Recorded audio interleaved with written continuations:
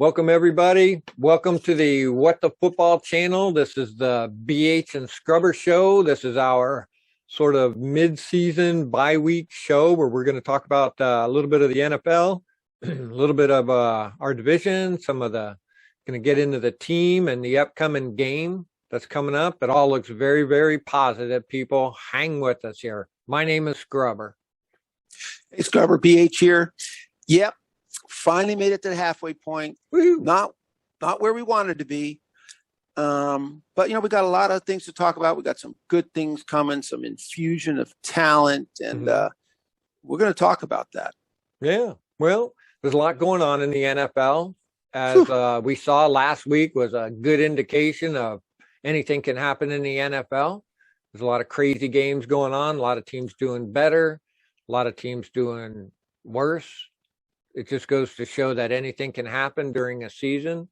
Looks like the bye week bit a couple teams and slowed them down a little bit. So, very interesting. I thought last week's games were very interesting. A couple teams went, like the Broncos beating Dallas and Bills imploding and different things like that. Which, you don't want to build your team on other people messing up. But it does show that some teams can go down, some teams can come up. So that's what we're hoping for. Yeah. And I think that's kind of the theme here is that, don't lose hope that things, they can't change. Things can't get better. We've seen it, and it does happen. It just show you, and we've talked about it, how close sometimes teams are or players are to getting it. And I think that's happened. I mean, that Jaguars defense was just the real deal against Buffalo. I mean, they really were. And then, Denver played pretty good against the Washington football team, only won by a touchdown. I mean, we talked about how our team we shot ourselves in the foot mostly. Mm-hmm. So it wasn't like, we weren't looking at Denver as kingmakers. And they go to Dallas, and gosh, I watched that whole darn game from beginning to end. Me too. Kind of just stunned almost at how well they played, and that's a good Dallas team. And another point, like you said, it's that teams coming off the bye, not quite together. We saw a couple examples we talked about last week of the game before the bye. Some teams tanked. I mean, the Chargers was one team doing really good, playing really well. The game before the bye, I think it was against New England. They got just slapped. Yeah. Like so the bye week, it's kind of weird. And it goes to show, I mean, it's kind of a trivial thing to say, but it's a long season. You're not going to be the same team in the final 4 weeks that you were in the second 4 weeks. Things are going to change. And so bodes well for us because, we have had struggles. I mean, all kinds of struggles, new players trying to adapt. It is the coaching staff's only their second year, right? Mm-hmm. Just their second year. So there's that going on, and we got hit with injuries all over the place, and it's been tough. I mean, two of our biggest free agent acquisitions, Curtis Samuel and Ryan Fitzpatrick, they got hurt, they got injured. What are you going to do? But those are our two biggest acquisitions that they've done zilch for us. Yeah. Nothing, no addition. Nothing. So, that's hard to come back from. But like we said, as we go through the roster and we talk about positions, we're going to see, and everyone out there will see who's coming back. Yeah. And speaking of Dallas, they're in our division. So like you said, they came out of the bye week and they struggled with the Vikings the week after their bye week. They barely beat the Vikings. Should have lost to Denver. So we even talked about that before the bye week. It has an effect on you. It could be good or bad, depending on which way you're looking at it. And so like they were coming out, they were red hot too. They were on fire and crushing it. And then they just got cold. Same with the Giants, I think. Didn't they win the other day? The Giants are winning, but they won. Yeah. And the Eagles, I think, stomped someone's guts out. So the Eagles actually come back too. They are. They actually played the Chargers tough, but they ended up losing by 1 point or by a last-minute field goal. So, it's really kind of strange. I think, like you said, though, a good point. It's like, how how does the culture deal with getting ready for their break? That's one part of it. And what you said was, how does the culture deal with what they do on the break? What's their mindset? What are they thinking about? I guarantee you, I would really hope, and I would really think our team is thinking about redemption, bearing down, getting better, yeah, bearing down. Because why? Because you had your nose shoved in poop. You're 2-6. There's no time for parties, high-fiving, sitting around and gloating. Exactly.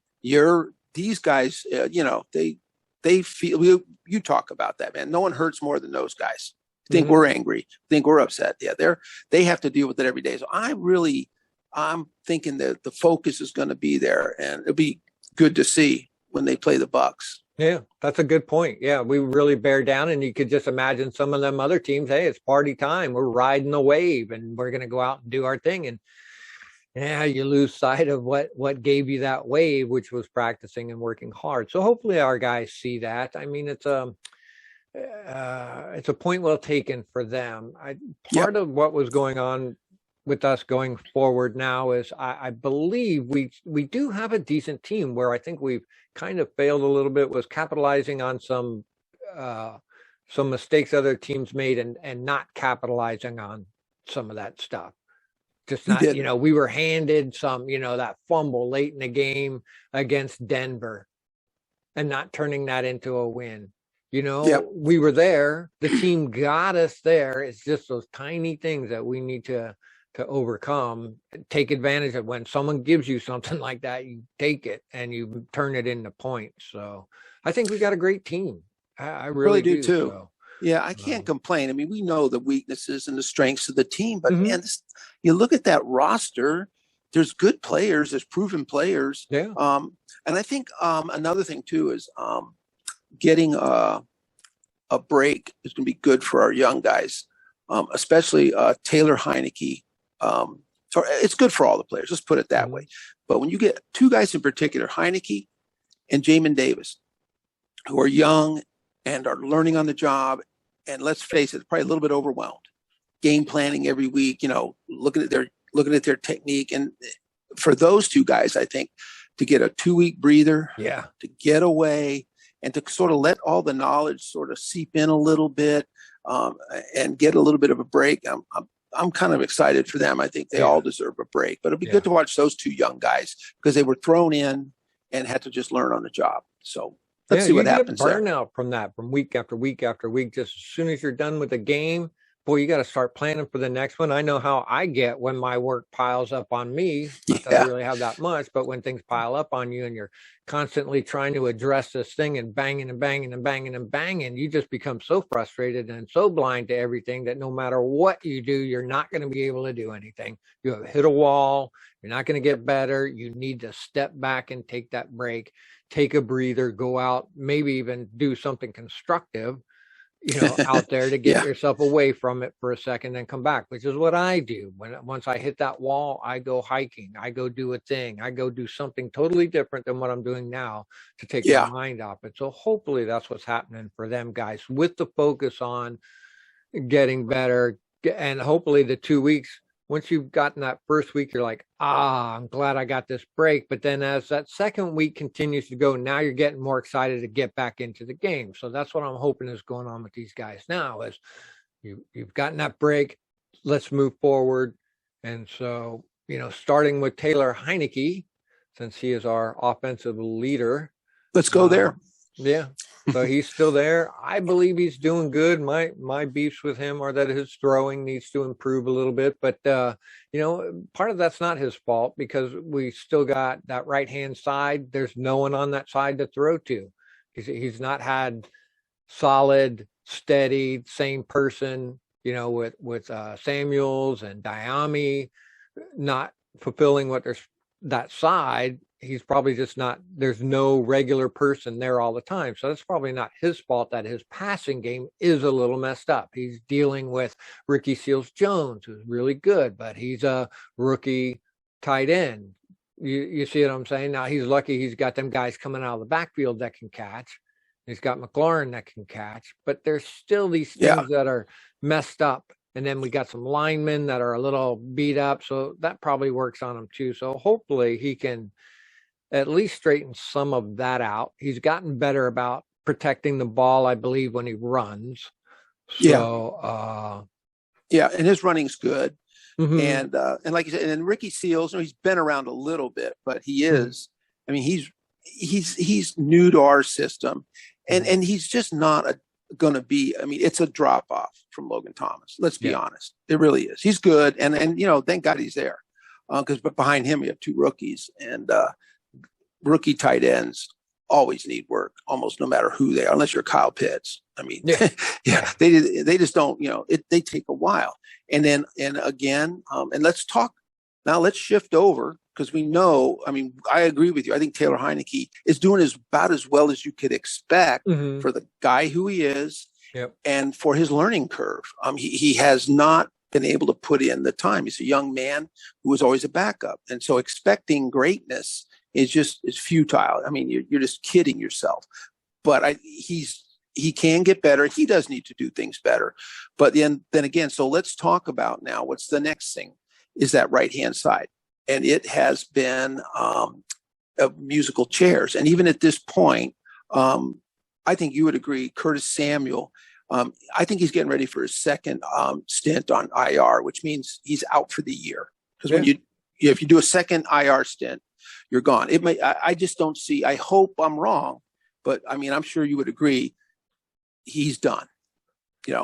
I just don't see it. But then, because he's going to be questionable for the game, even if he suits up. Diami Brown's knee, I think it's his knee, is still acting up. Cam Sims, who manned that position last year a lot, did a great job. Now he's still battling a hamstring issue. And so behind them, we have, DeAndre Carter, who's filled well. And then we have the rookie Dax Milne, who it's great he's getting experience, but he's not good enough. He's not dynamic enough to take the pressure off Terry and to help Taylor Heineke. And what all this does is just bolsters what you said, which is no consistency. And it's hard. It's hard on any quarterback. It's hard on a young quarterback when you're trying to get used to a guy, how he runs his routes. You get a feel. He gets a feel for you. He doesn't really have that. So let's hope. I mean, a lot of we got all these guys coming back with kind of minor injuries, the kind that people come back from all the time in the middle of a season. There's all kinds of people with banged up knees, banged up hamstrings that come back and play. It happens a lot. So I guess we keep our fingers crossed that someone comes back as 100% and mans that right-hand side. Yeah, definitely. Our slot is good with Humphreys. Yeah, he's fine. The other part of not having that person on the right is that McLaurin doesn't have anybody to work off of either. So he needs some consistency. He needs somebody over there to work with and understand what they're doing so he can work and understand what he's doing. If it's just somebody different over there all the time, McLaurin needs to understand what they're doing as well too. So I'm just glad we got DeAndre Carter over there. Has been helpful. He really has. He sort of stood out. I mean, people don't talk about him enough. So he's been great. And as far as like Curtis Samuel, man, I'm all for cutting that loose. I'm all for it. But who do you back him up with? They got Gandy Golden. I think he's on the roster. And then Dax Milne, I think they worked him in a little bit more a couple weeks ago.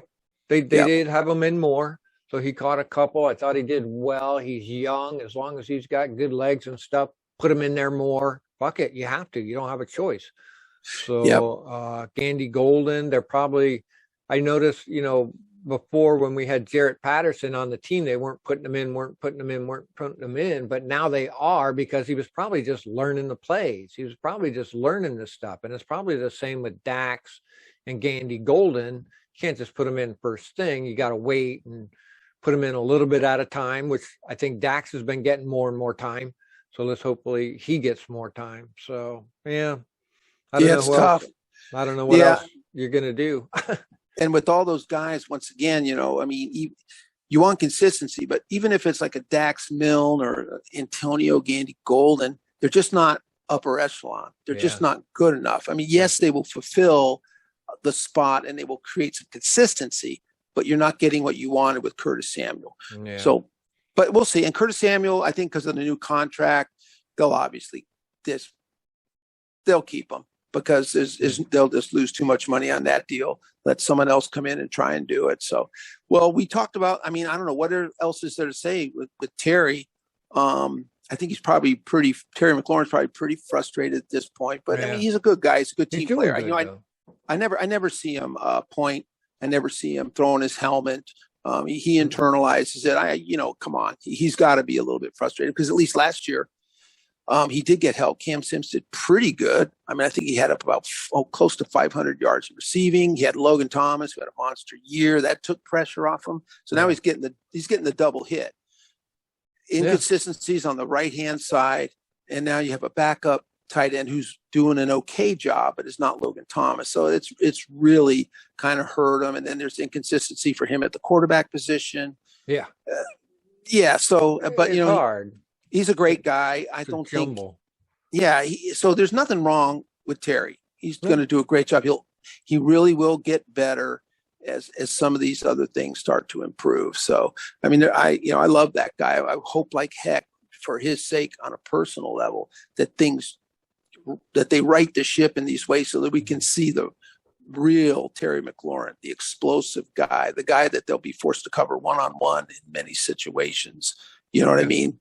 That'd be nice to see. Well, let's get I don't know. They won't say anything about Logan Thomas when he's coming back. So, I mean, I haven't seen any indication of that yet. So we'll just hope that he comes back soon. And then, of course, we have the last kind of thing in our offense is we'll talk about the O-line. So there are some problems on the O-line with injuries. So that doesn't help either. Yeah. So Scherf is still on the list. Cosme is on the list, but right now, back, right?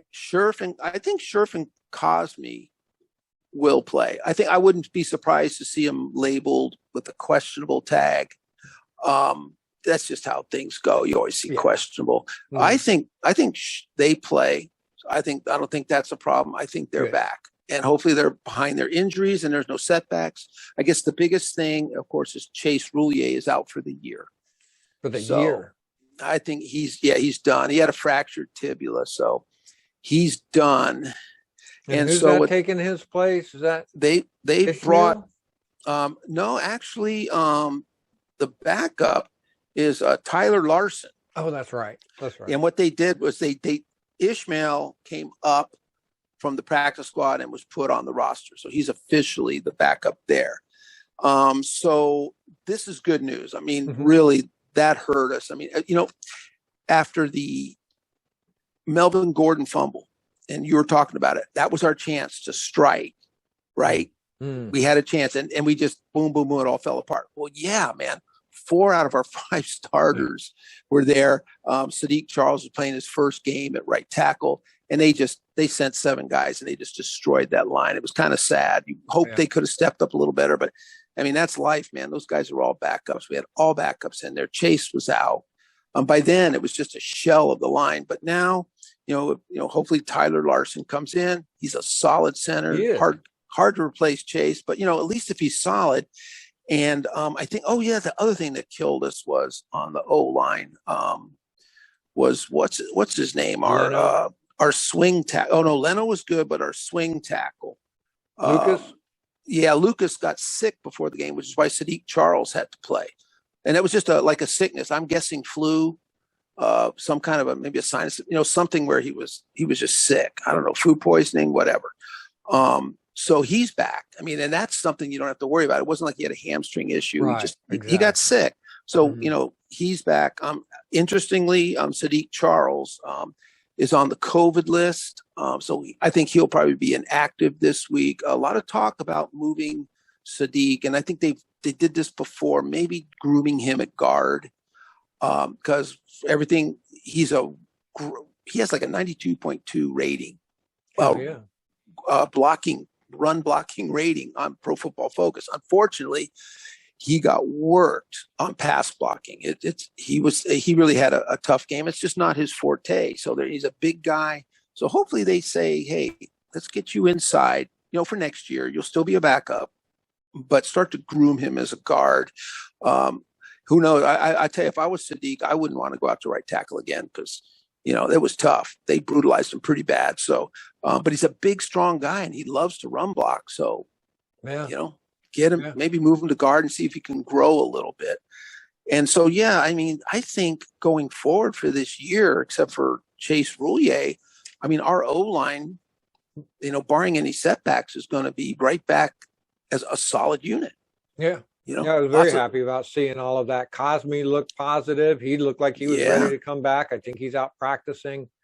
Yeah. So I was like, thank God. And now you got Schweitzer is on the bench as a backup. You got Cornelius Lucas is on the bench as a backup. So you got great starters. You got these two cool, great guys on the bench. So it's a good unit. I'm happy about that. That's going to help us a lot.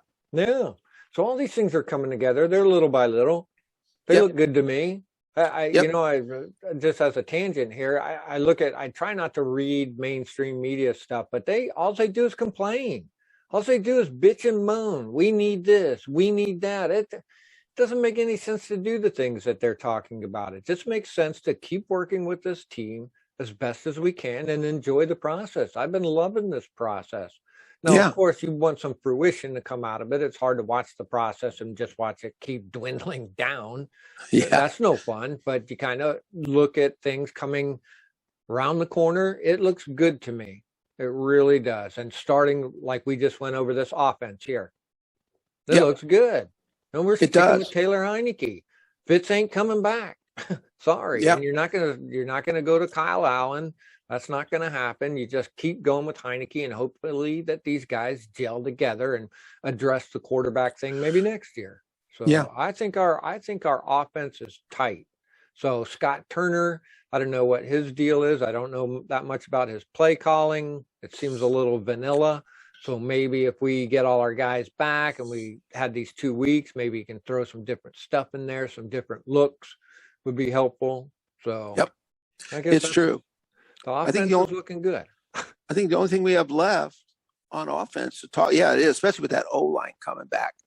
And then we know Logan Thomas is going to come back. Well, I don't know if he'll be ready for Tampa Bay, but I think he's in the mix going for that. That's good news. Solidifying the Z position, the right wide receiver position. These are all things that could happen very easily and will continue to grow. The last thing is running backs. Yeah, I was just going to say. There you go. I think it's just going to be, unfortunately, we're just going to just use a lot of different guys, get a committee going. I just don't think Gibson is 100% back from that shin. I think he feels a lot better this week. I just don't know that he'll be 100% this year. He'll still be able to contribute. But if everyone knows their role, JD McKissick's awesome. He's killing it. Yeah. He's out there just crushing it. You mentioned Jared Patterson's getting some runs now. We're getting to see him in there. And, maybe if they buy into that, it's hard. When you're the running back, you want to be the guy. But if you buy into that system, say, hey, you're not going to be in on every play. We're going to use you here and we're going to use you here. Yeah. And really, we've all seen it. The 2-headed, 3-headed running attack works very well. If everybody's for it, why not? Yeah. That's the way they used to do it back in the day, right? You mix that shit up between different running backs, or you had a fullback. Yep. And you did different things like that. I'm a firm believer in having 2 running backs and JD McKissick, and I look at it like 2 running backs and a third down guy. That's just personally the way I see things. And I think you should also have, even if the guy's on special teams, you should have a fullback too. Even if you don't use them all the time, you would still want some big guy that you could put in there when you're trying to get 1 yard or something, somebody who knows how to do that. I like the Seahawks for that guy that we had. That guy's an animal, and he was always in on special teams. But when you needed him to do fullback stuff, lay a block, whatever, he was there. So I'm glad we have a committee of running backs. I'm a firm believer in that. So, and I'm glad it's Jarrett Patterson too. So I think he's really good. He's young. He's got a good head on his shoulders about football. He's got the right attitude as far as working hard. He's from that area. Man, you got to love that guy for that kind of stuff. That is more of a shot in the arm the total sum of all the things that he brings. I'm sure he just lights people on fire when he's got that good attitude. And when he jumps up, when he gets tackled, he jumps up and he's looking for the referee to give him the ball and get back into the huddle. And none of this jumping up and down, flexing his muscles and stupid shit like that. Get back to the huddle, get busy, get the ref the ball, get back in line, look at the next play. That's the kind of guy you want on your team, not the guy that flexes his muscle just because he picked up an extra yard or something. Get back in the goddamn huddle. Exactly. And don't tell us it's a first down, dude. Yeah, I don't. We got the yellow line. Everyone at home's watching. We saw you go over it. We know it's a first down. Thank you.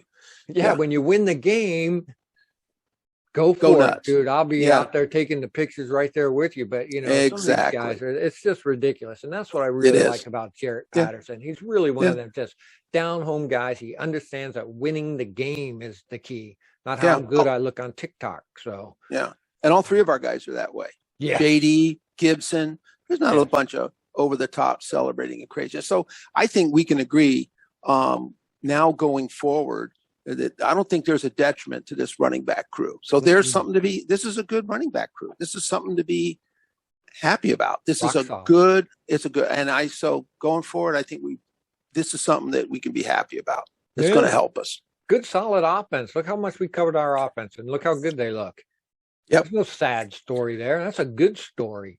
Yep. They can go in and win. So getting better and only gonna get better. So all right, man. Now defense, huh? What do you think? Let's do it. Our defense. I do our too. Defense is great, man. They the last 2 or 3 games been playing winning games, giving our offense plenty of opportunities to score. Like we talked about that fumble late in that game last week. Man, that is monumental. I was already shuffling my papers and put my stuff away. I was already done. And I don't normally do that because you just figure the other team has got it. So you take a knee or just run with, 4 hands on the ball. But, they let that one go. So our D has been doing really good. I mean, really good since the move of Landon Collins. I think that was the key that sparked everything on that defense. Yep. I think so. I really do. And then you get the solid play of Cole Holcomb in there, and Jamin's getting better. I mean, obviously our D line is the thing that drives that D. We do have a really good D line now. We did get some bad news about Montez Sweat, and he got a broken jaw. Yeah, they're saying about 4 weeks. Now he's been 2 weeks into it. Mm-hmm.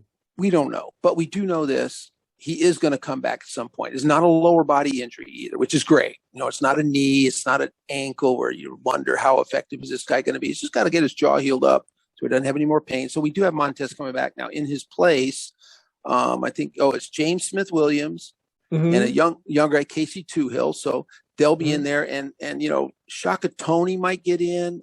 He might actually move up on the roster, I would imagine. He's battling a little injury stuff himself. But you could see him in there on pass plays, give guys a blow, get Shaka Toney in on obvious pass plays. That's what he does best. So those guys are going to rookie. Yep. Yeah. Okay. He's going to have to. So they're all going to have to kind of cover because Montez Sweat's a stud. That's a big hole to fill. But, guys are going to be in there, and they're going to be playing, and you're going to be playing along 3 really good guys. So I don't see a huge – we're going to miss Montez, but it's not like a huge drop-off. It's not like he was the only good D lineman, and now you're really in trouble because the rest of your guys are just average. We don't have that problem. And the other good news is he's coming back. So it's not an end of the year. So, our D line's good. We get to see some of our backups, and hopefully, they can step up and really play strong and play hard and rotate those guys in and out. So, Tuhill's good. When he was in there, his name came up a few times. What's his name? Smith Jones? Smith Williams? It's James Smith Williams. Smith Williams. And then also in there is Tim Settle's name comes up a lot too. Settle and Matt Elias. So there are defensive tackles. There are interior guys. But having said that, now let's see what happens. They could play Leonidas because we like him, or settle a little bit more on the interior. Maybe move Jonathan Allen over to Montez Sweat's spot. Yeah, there you go. Maybe they twist things up, get Jonathan Allen over there. So let's watch for that. That would be a lot of fun. Boy, that would really beast. That make that right tackle on the other side crap his pants, man. Yeah. He goes, hey, wait, I thought I was blocking Montez Sweat's backup. Yeah. Jonathan Allen's going, no, you're not. Yeah. It's a bad day for you. And Settle and all them guys are really good, man. Whenever they're in there, you hear their names all the time. Tony, whatever his name is. Oh yeah. So that might be a good way to go. Why not, instead of rotating these other guys at defensive end, maybe, a little bit of that, but hey, why not let Tim Settle and, like you said, Leonidas, who are doing good, let them rotate in at the defensive tackle on the interior and give Jonathan Allen a blow over there at the left defensive end. Nice. That could be a lot of fun. So so we got options there. So they were a strong unit for us, and they'll continue to be strong. They will. So, I don't see no drop off there at all. Actually, I don't see any drop off. I think they're going to be good. No letdown there. Yeah. So let's see. Is there any other? Yeah, we got Shaka Tony, James Smith. Okay. So let's talk about those linebackers. We talked about our linebackers a little bit. And we kind of have to talk about Landon Collins, linebacker. He's a linebacker. He might not like it. I would think he would love the job he's doing, though. I think he might be the headhunt and being on all the plays. I would gladly trade safety position for that. Oh my god, he's getting the money too. Who gives a fuck? Exactly, you're paid. Still getting paid. Yeah. There's nothing in your contract to get. If you get moved to linebacker, you have to take a pay cut. Yeah. And I agree. I mean, he got those sacks, and I just always talk about that backside attack. He came right off the end. That running back was going. He came right across the line and just took that guy down from behind. And he jumped up. He was so excited. He was. And why not do that? Yeah. So hopefully he's buying in. Doesn't it seem like he's buying in like a little more game by game? I thought so. He looked so much happier out there flying around. Yep. He was in on a bunch of tackles. Before he was only getting like 2 tackles and 1 assist. Plus he was getting burned. You look like crap. Now you're cinching everything up. The defense is playing good. You're getting 7 solos with 2 assists. Man, you are all over the place. Now you're the hero.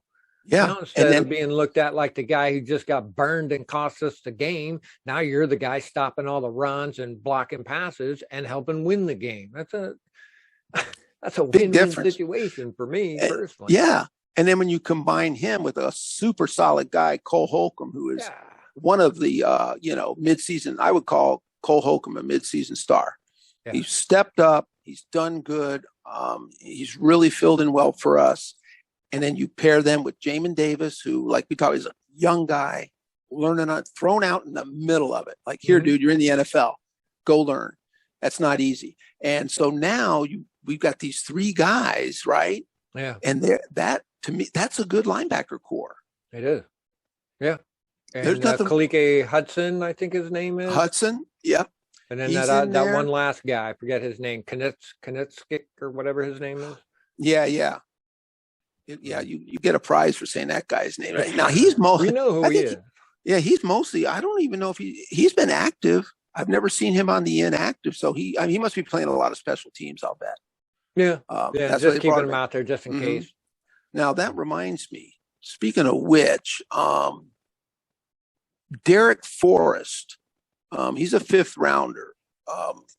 Okay, we'll get to him. Okay, he's a safety. We'll talk about Derrick later. So we agree, man. This linebacker crew is nothing to worry about, right? Rock solid. Okay, so let's talk about our DBs just in general.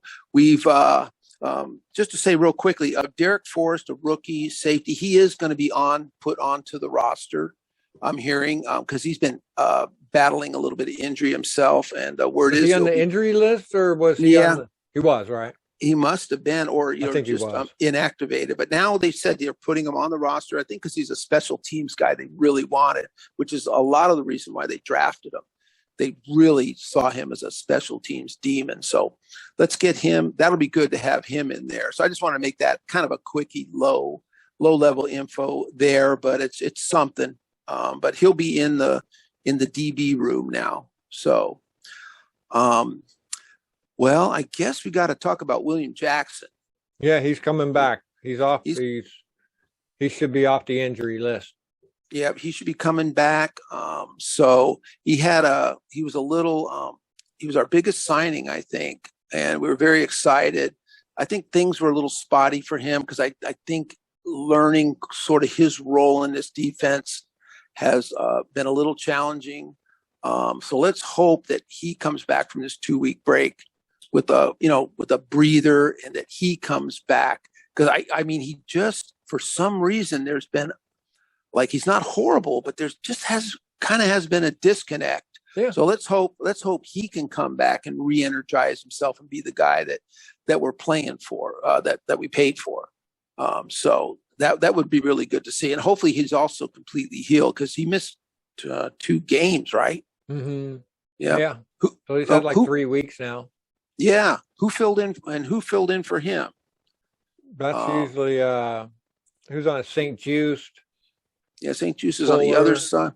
I'm trying to think of his name. McCain.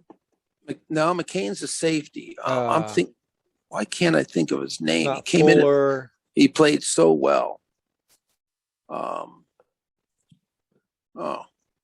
Sorry, I'm drawing a blank too. I'm drawing a blank on him. Well, let's go on. Let's move on let's talk about the rookie St. Just. I mean, I don't know about you, but man, I for a rookie, I think he's done very well. Yeah. I mean, he's a great tackler. I'll tell you that. I think he might be one of our best DB tacklers out there. So I think he's just got to improve on his coverage a bit, but that's to be expected. I mean, this is like Jamin Davis. You're just telling a rookie, hey, go over there and man that side and cover all these NFL veterans. But I think all around, I think everyone, I think within the organization, even when I go around on the net, I mean, people are pretty happy with this guy. This is a good draft pick for the Washington football team. And I think there's another guy who's got a break, right? His head was spinning for 8 games, learning all this new stuff. Now he gets a nice break. And so hopefully, like Jamin Davis, Taylor Heineke, we can relax and come in with everything that he's learned. And that would be good. So, I mean, I thought he was a 3rd rounder, right? Yeah. They had big hopes for him. Yeah. Coming in. So, and he's a rookie. So you got to give him that, a little bit of chance to get going. I think he's been doing great, like you said, on his tackling and all that stuff. He's always you see the number 25 real close to the plays all the time. So I think he's Cameron Curl. Oof. Now there's another guy. For me, that guy gets the midseason gold star. Yeah. Just really such a good player for us. He's done so good in coverage and everything. I mean, it's exciting to watch him go. A 7th round pick, I think. Yeah, when they got him last year. So, so I mean, he's been great. I mean, I have no problems with Cameron Curl. So, yeah. So let's see. We were doing corners. I don't know who else we got over there. We got William Jackson, Kendall Fuller. I think Kendall Fuller seems like he's improved as the year went on. Mm-hmm. He has. And I think he's playing. I guess he's playing mostly the what do you call it? Slot. So I think he's covering a lot of the slot. He's doing good at it too. Yeah, he's a great tackler, so he's doing a good job. I don't think that's an issue. So it's good having him. So I'm trying to, and what is it, McCain, the other safety, Bobby McCain. Now he's doing good. He's out there. I think he's getting more playing time now since maybe Landon Collins is coming up on the line. So, and his tackling has improved. He was one of them just throw his body in, but I seen him cinching up. So someone must have jumped on these guys about that kind of shit. So they're doing better. Kendall Fuller's tackling has just improved by leaps and bounds. He was one of them doing that same shit too. Same with Cameron Curl. Someone's talked to these guys and told them stop doing that. Get an Yeah. arm on them. Just wrap them. Don't just throw your shoulder at them. So, Yep. I I see think some other names here like Daryl Roberts, but he's he's back. Troy Apke. The guy we're thinking of is Danny Johnson. Danny Johnson. That's right. Yeah. We kept calling him Daryl Johnson. Yeah. Guy. And there's Danny out there playing his heart out. And actually, he might have even played better than William Jackson, if we're being honest. I mean, he stepped up and actually might have been an improvement. Yeah. So, and then here we are calling him Daryl. So. Yeah. And anyway. I knew he's been doing really good, dude. He took that spot, and I think someone got by him the one time, and that was he just got burned because he didn't stick with his assignment. He got, I think it was Rodgers who got by him or somebody like that, and they just looked him up and he just got burned. But that was only that one time. He's always in on them tackles. You just see him trying as hard as he can. I'm really happy. Yeah. And Johnson. I kind of think it was kind of funny, and I'm not talking about there's a cause and effect here, but when Landon Collins got moved up to the front of the line, when Danny Johnson took over there, it's right about the time that the team seemed to sync up and be in control. Now, that may be a product of them just getting better over the year. I'm not saying that's what caused it, but that means they're going to take a look. They're always going to be evaluating these players, and now they know, if William Jackson, if things aren't improving, they're not going to get rid of him. But there may become a time they're going to say, "Hey, look, we're going to have to sit you down. You're going to be a backup this game. We're going to get Danny a shot." It could happen, and it's not anything I'm hoping for. I'm hoping for the best player to survive and fill that spot. But now we know, and guess what? William Jackson knows. Yeah, because he saw Danny Johnson and like, whoa, hey, that guy can play. So nothing worse than there's nothing wrong about getting a kick in the butt and seeing someone perform your job as well or better than you in any line of work to make you go, hey, I got to reevaluate here. I've been taking things for granted. I better get out there and get it going. So it's not a bad problem to have. To have someone like Danny Johnson, whereas a comparison, not to rip on the guy, Sadiq Charles. Well, we're worried about right tackle. God bless Sadiq. Hopefully he'll work and he'll get better. But at this point, that's a scary thing to think about if we would have to play him again. But that's not the case with Danny Johnson. We know he can play, and that's a great thing, man. It's nice having it. Our Schweitzer, the offense. It's nice when they were in there backing up, seeing they did a good job. It's just the injuries overwhelmed the whole line. And that's not a knock on a guy like Schweitzer, who actually came in and filled in really well for Brandon Scherf. So that's the positive. Another positive. We've seen these guys come in. They're going to go to backups now. But that's a great thing to have guys that solid that are backups. So, so the William Jackson thing will be interesting to keep our eyes on. It'll just be interesting to see. I just, like I said, what I hope transpires is just the best guy over there covering whoever it is.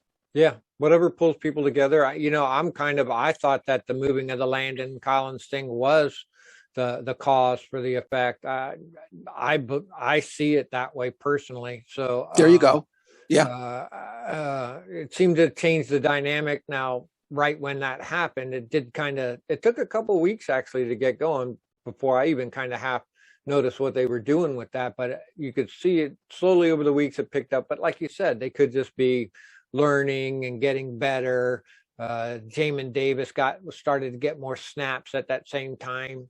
If I'm not mistaken. A lot more. Oh yeah, almost twice as many. Yeah, right. That could have helped too. There's all these little side things that going on, the cinching up on the tackling. So there's a lot of little, like we talk about, the cinching up on these little tiny things more and more and more, and then you start winning games by doing that. So, but you're right. You're right about Landon Collins. So I mean that was a big change. I think that really helped everybody. Yeah, and mostly I think for him. Yeah, he can't play when he's all bogged down like that, and people are giving him shit about what's going on, and then he's got his own little pride thing that he's got to hold up because he's a safety, and I don't want to be this or that. But once they work through all that, and I see it as a total win-win situation there.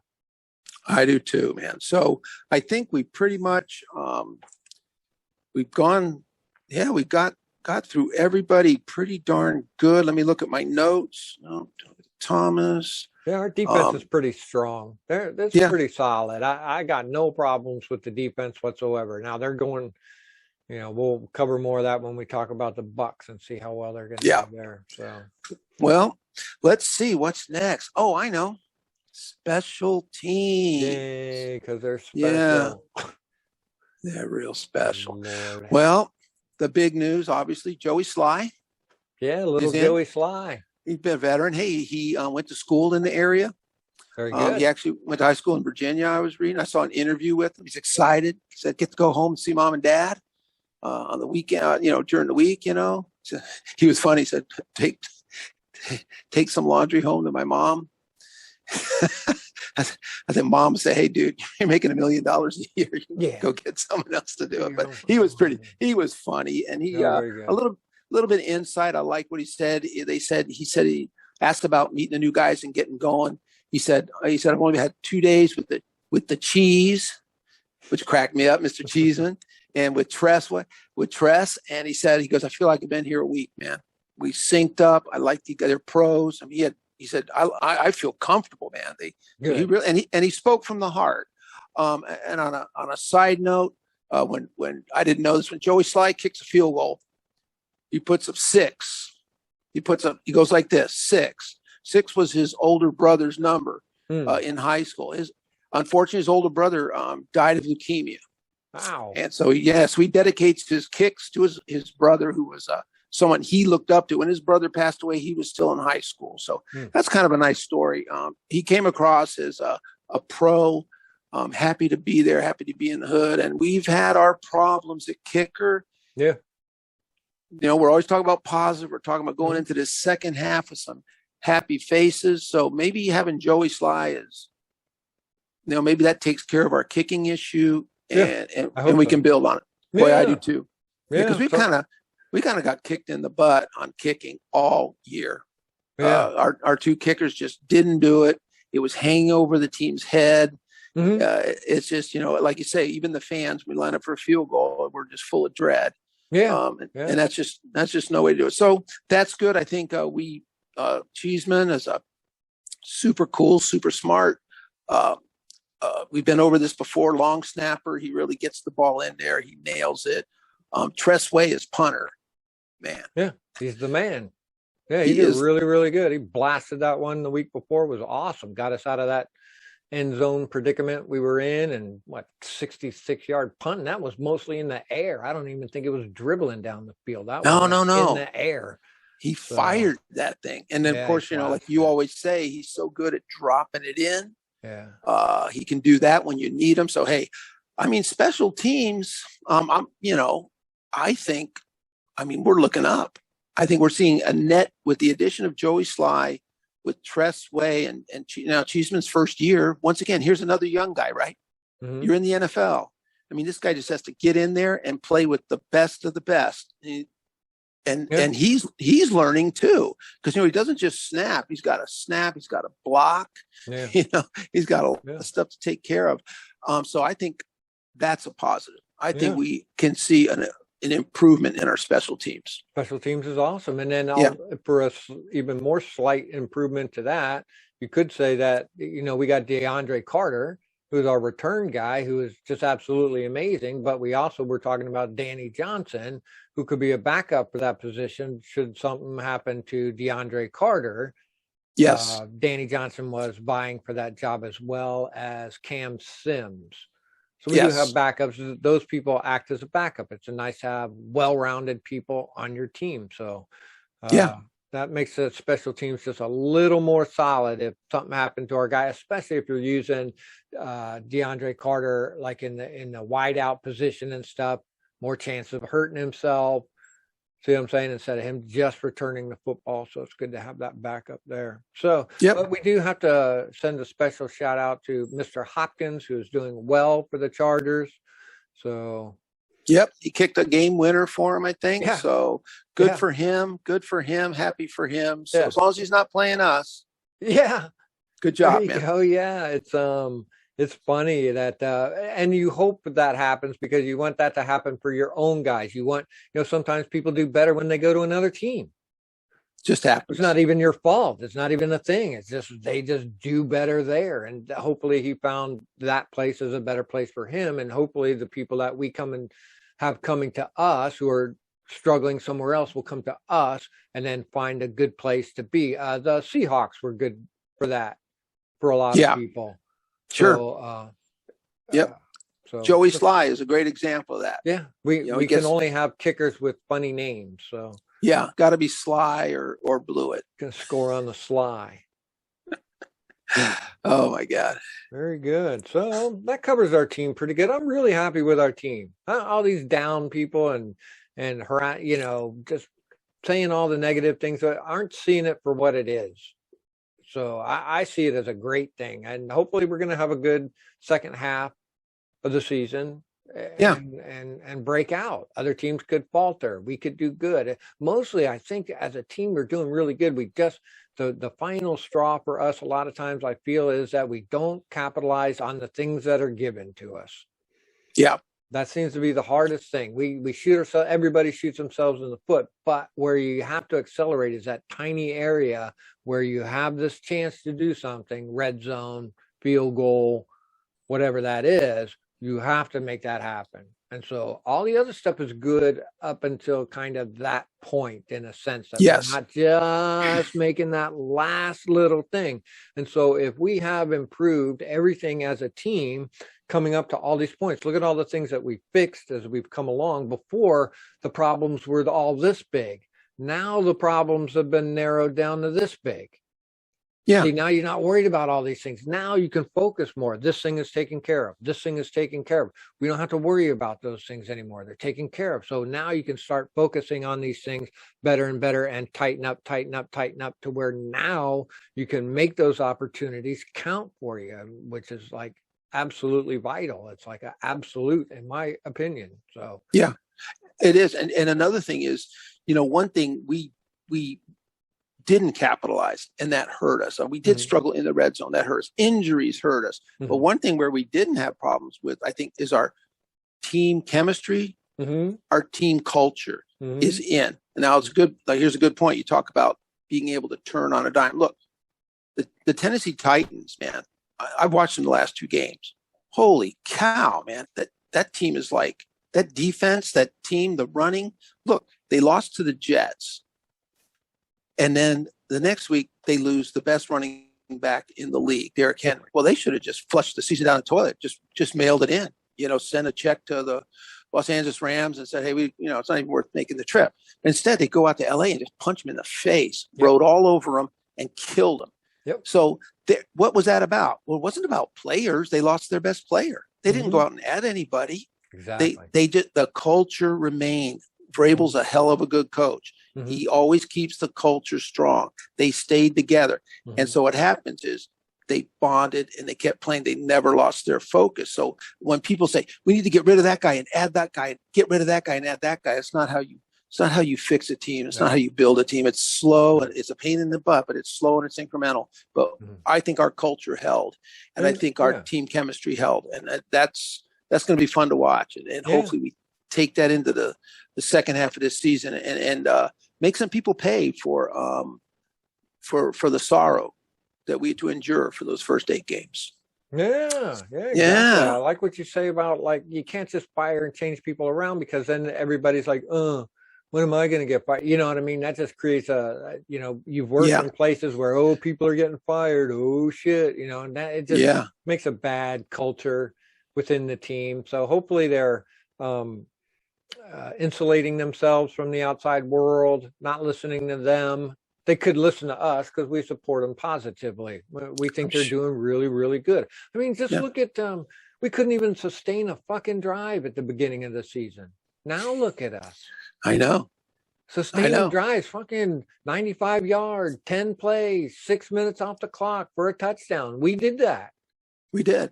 Yeah. That was a huge improvement because people who are complaining about the red zone stuff forget the red zone. We couldn't even get to the red zone. Yeah, exactly. It was awful. And the poor defense, man, they're like on those oxygen tanks. huffing and puffing because they know they got to get back out there because here comes a 3 and out. But yeah, no, they really did improve on that. They really did. So, well, good.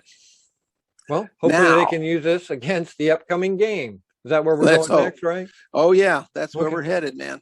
That was my that was my feeble attempt at a segue. No, it worked. I got what you mean. Yeah, we're going up against the GOAT and going up against some guys. So they're coming off a bye week. The Bucks are.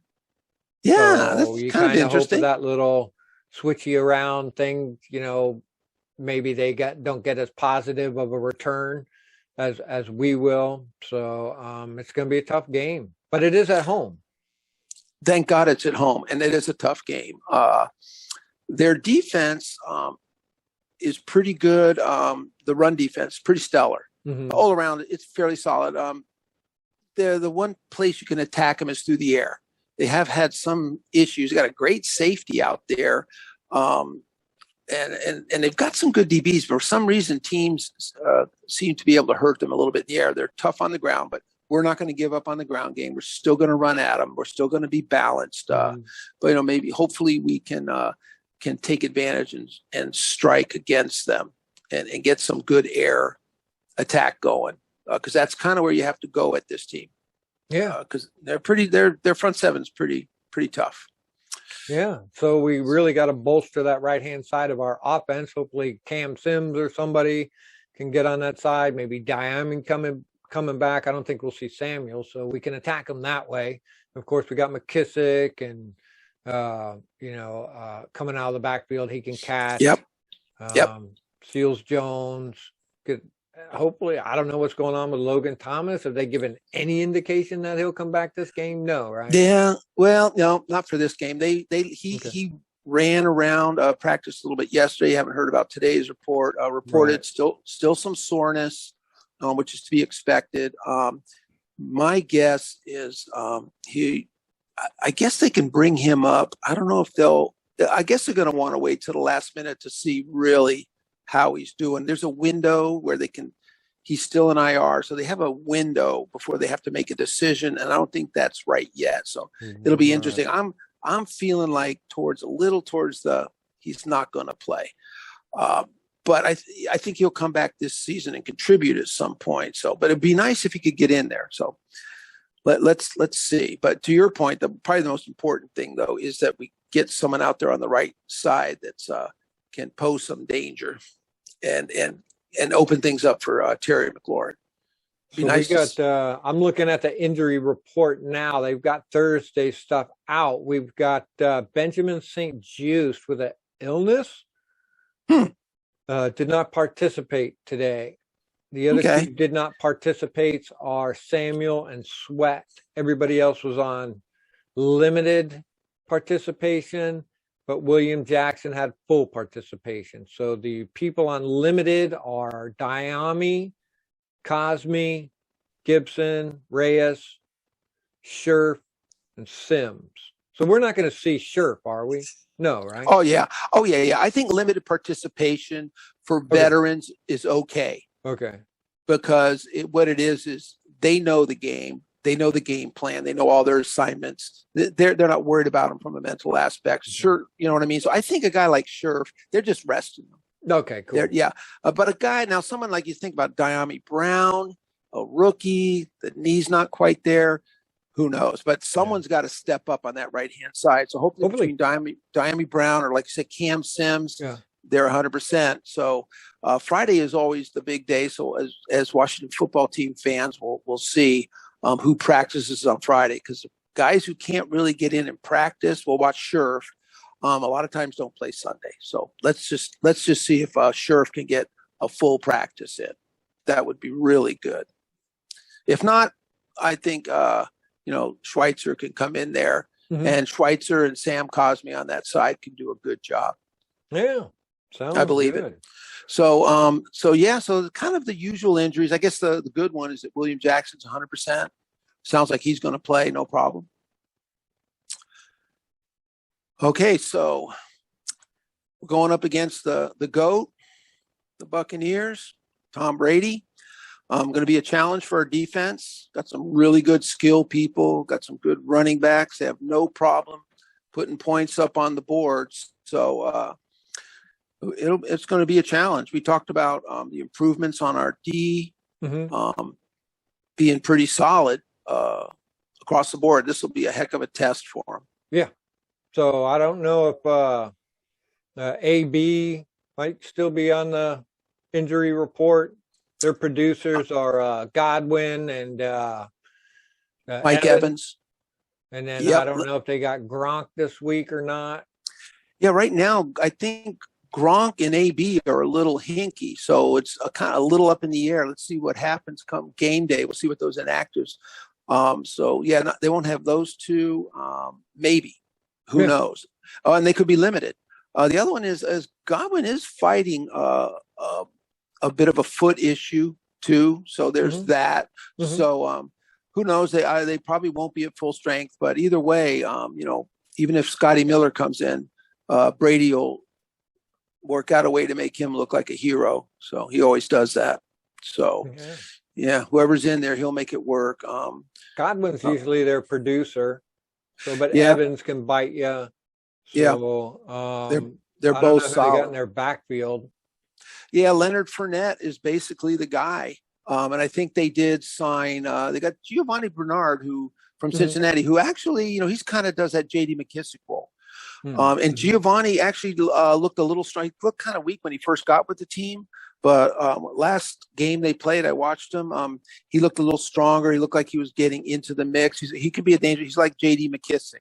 And Brady's, Brady loves throwing to his running backs. Made a lot of money dumping. So that's a guy we're going to have to watch out for, Giovanni Bernard. As far as straight running, I don't see Leonard Fournette. I think we can keep him bottled up. He's a good back, but I think our D line and our linebackers can control him. It's just, but covering Giovanni Bernard and those, they do have two really, really good receivers. Like you said, Mike Evans is tough. Mike Evans is brutal in the red zone, big body. They love to throw to him. Gronk too. Gronk might not do much from the 20 to the other 20, but once Gronk gets in the red zone, he's a guy you really have to watch out for. So, yeah, it's tough. So it's going to be a challenge. It's a pretty darn good football team, but they got to travel. We're at home. It'll be fun to watch. It's going to be exciting having everyone come back. All the stuff we talked about. Hopefully, they do just coalesce and come together even stronger. Yeah, we owe them for the playoff game last year, and Chase wanted to get at him. I remember that was a thing, to get after Brady. So obviously that's the point at which you want to attack their offense, would be to put pressure on him. They were putting pressure on him the week before, and he threw a couple interceptions, I think, and so he starts to get flustered. He'll get flustered easy if you can get him to get flustered. So they really just got to pressure him, keep that up on him. They've got a monster front line. They do really good there to protect him, of course, because he's the GOAT. So you just need to pressure him. Guys play a little tight. I think our guys are getting better at covering that dink and doink stuff. So, which is what he does. We just got to watch getting burned. But I think across the middle and those kinds of things that he does, I thought Cameron Curl did great there. I thought Landon Collins is going to be across that middle stuff. He should be able to cover. Holcomb's getting better at covering. We should have that part of their game covered up. And they probably learned, our team has probably learned a lot by covering people coming out of the backfield. You know that the GOAT ain't going to run. Yeah. So at least we got that covered. There's one good thing. Yeah, so, exactly. So don't be messing around. Keep an eye on that if it's whoever it is, because even Leonard Fournette is good for catching out of the backfield. So don't worry about Brady breaking off a 35-yarder. Yeah. No, he's not gonna. Watch those guys. Try. Yeah, watch those guys. And like you said, we've had practice and we had some struggles. I mean, Alvin Kamara had a real good game, and we have had to cover some pretty darn good backs coming out of the backfield. And hey, even our guy, J.D. McKissick, he looks like an all-pro coming out of the backfield. There's an art to covering those guys, and it's not easy. But we've had some practice against some pretty darn good guys. I mean, Austin Eckler, Alvin Kamara. So we've had to play those kinds of players. And then some of those teams also had the quarterback was a threat as well. Right. So Jones would run on us. Some of them other guys, the guy for the Bills would run on us. So, but with Brady, hopefully we don't have to worry as much about that and can concentrate more on just the guys coming out of the backfield. That's an advantage when you don't have to worry about the quarterback either. So it's true. I was reading a quick side just talking about that. A coach was talking, I don't know if you saw this, with Chase about how he approaches, because he gets double teamed and blocked. And a lot of times he said when there's a running back or someone there back there that Chase likes to slide in, get around the guy. But sometimes he leaves himself open. He vacates his spot a little bit, lets the quarterback get a little open on there. Doesn't always work. And coach wanted him to concentrate a little more. He says, just take that guy and just push him back. And Chase talked about it. He took it as constructive criticism, said, sure. So anyway, got to hear both sides of that conversation. And Chase talked about learning and saying, that's something I want to work on. And that's good. So, I mean, it's a nice technique. You come up on the guy and you slide inside, but you might let that quarterback out, or there's a quick dump off pass and you're not there. Just take that guy and ride him. Yeah. So hopefully we'll see a lot of Leonard Fournette being pushed back into Tom Brady. Yeah, it's that, and they talked about earlier in the season with Chase too, is a little stuttery step thing. Told him to just stop doing that too. Just go forward. Just run it. Don't try and do this little thing and work around them. Just basically bull through them, or just keep that person occupied, keep that pocket in there. You want to, especially with Tom, you want to collapse that pocket because he likes the pocket. So that's what you need to do. You need to press that inwards on him and start frustrating him. So that's good to hear. Yeah, it is. And that's the same thing, that whole stutter step. It's just like, they have to do that with young running backs. When you're out in the field and you're running, don't do that. Just find a seam, find a way and go. And it's the NFL. You a half a second puts you at a disadvantage if you're and so for Chase, I never heard that before, but that's kind of cool to hear.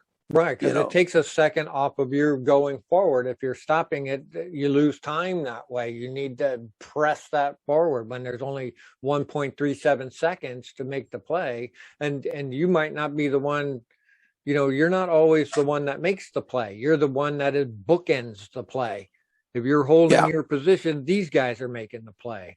But you're technically making the play because you're holding up the wall on that side. So, you're not in the action part of it, but you're in the part that makes the action part happen. And so I guess maybe understanding, I'm sure they understand that stuff as well. But, you're not always, it's like when you're the shutdown corner, you're not ever getting any work. Well, that's good. Because now the other side, all they have to do is so when you're the guy that they concentrate on or whatever, you just have to deal with that and then keep them occupied so your other guys can do stuff. And I think he's starting to get that. Everybody wants to be on the play, but you can't always be on the play. So get to Brady early too.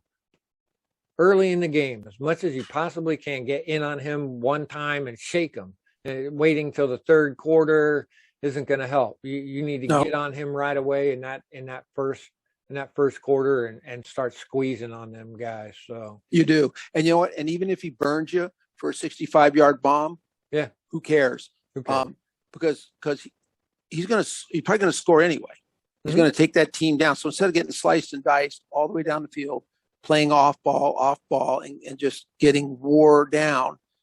Just go for it. And if he burns you, that's okay. The next time you're out, keep pressuring, keep going. Because like you said, once he's in a groove and and in the middle of the third quarter, you decide to do it, you're done. It's over. You let that guy, you let him get into a groove and you don't want to do that. So that's a great point. Get to him early. And even if it costs you, still keep going at him, crush that pocket. And that's going to get you a win.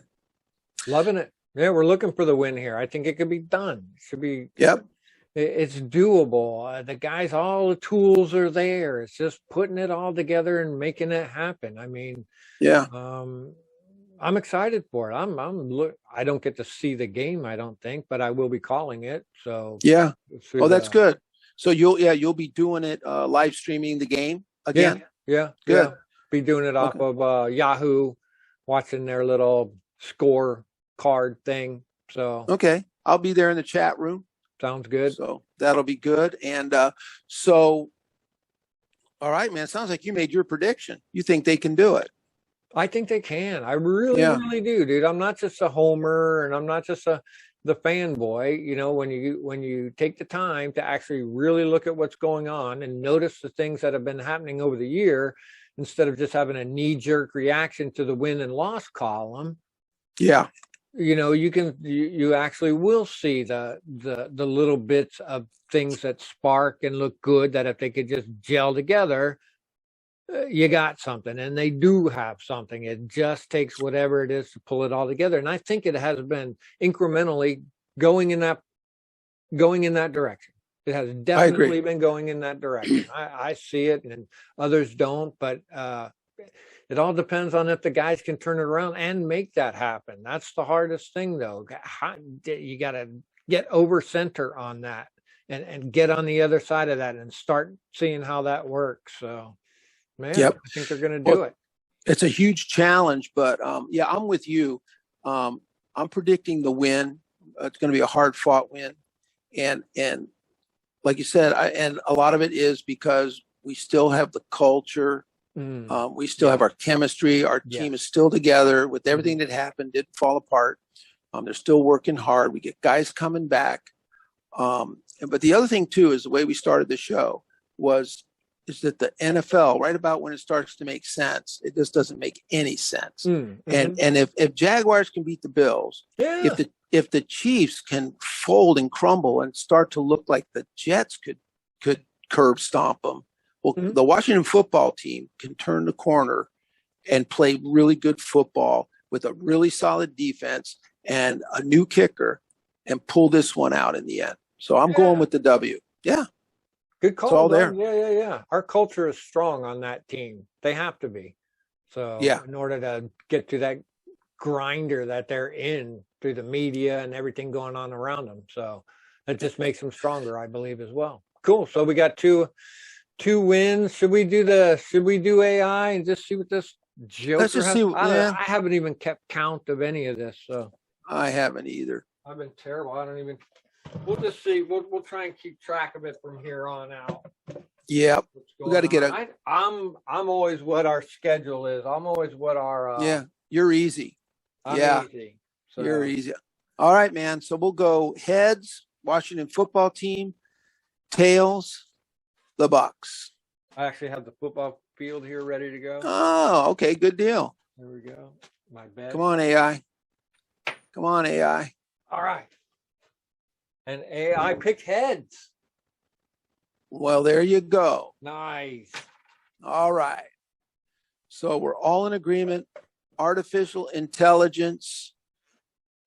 So our intelligence is real. His intelligence is artificial. Never forget that, folks. All right, man.